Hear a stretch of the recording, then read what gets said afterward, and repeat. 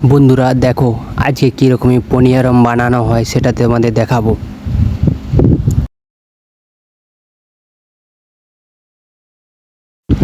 দেখো প্রথমে কড়াইকে গরম করেছে, তারপরে একটা একটা করে দিচ্ছে। হাত চলছে দেখছো, যেন মেশিন, এর কাছে মেশিনও ফেল হয়ে যাবে। এটা হচ্ছে সুইট পনিয়ারম, আমরা যেটা বাংলা কথায় বলি গুড় পিঠা, সেটাই হচ্ছে।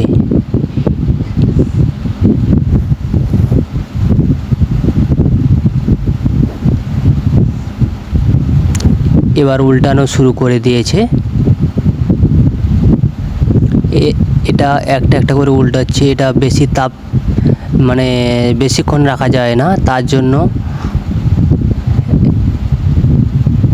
এবার কড়াই হিটও কমিয়ে দিয়েছে।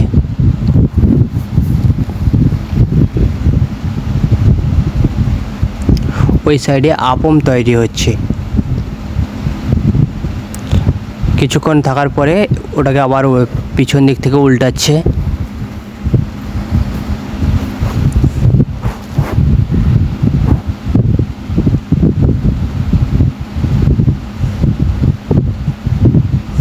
ওই সাইডে ওটা আপম বানাচ্ছে। ওটা কড়াই গরম করতে করতে এটা একবার নাড়িয়ে দিল। দেখো উল্টে দিতুন কত সুন্দর লাল হয়ে গেছে। আর বন্ধুরা কে কোথা থেকে ভিডিওটা দেখছো লাইক কমেন্ট করে জানাবে। এইরকম ভিডিও পেতে চ্যানেলটিকে সাবস্ক্রাইব করবে। এই আপম মাও দিয়েছে। এবার কড়াইটাকে আমরা যেটা বলি শুকচি পিঠা, এটা সেটাই, এখানে এটা আপম বলে।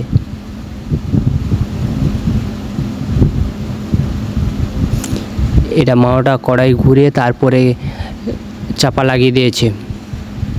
এবারে সুইট পনিয়ারম একটু নাড়াচ্ছে যাতে দু সাইড ভালোভাবে ফ্রাই হয়ে যায়।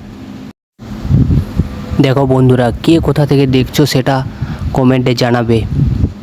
এটাকে একবার দুবার নাড়িয়ে নিল যাতে দু সাইডে ভালোভাবে হয়ে যায়।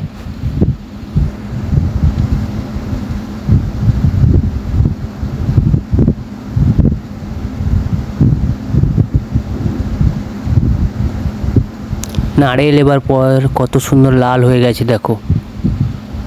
ওই সাইডে আপমটা যেটা দিয়েছিল সেটা হয়ে গেছে, ওটা উঠাচ্ছে কীভাবে দেখো। তোমাদেরকে পরে একদিন দেখিয়ে দেবো কীভাবে আপম রেডি হয়। এটা ফাইনালি হয়ে গেছে, এখন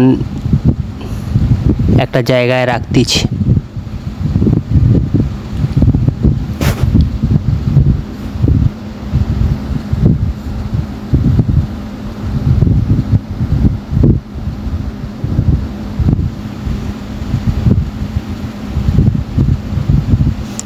এই তিনটে একটু লেট হচ্ছে, তার জন্য আবার একবার দিয়েছে আর কি। এইরকম ভিডিও পেতে আমার চ্যানেলটি সাবস্ক্রাইব করে রাখো। এই দেখো হয়ে গেছে পনিয়ারম। আমিও ট্রাই করেছিলাম, দেখি কীরকমই হয়। অনেকবার চেষ্টা করে তাও আমি পারলাম না। আমিও ট্রাই করেছিলাম, সেরকমই আমার দ্বারা ভালো হয়নি। আমি একটা একটা করে মাও দিয়েছিলাম।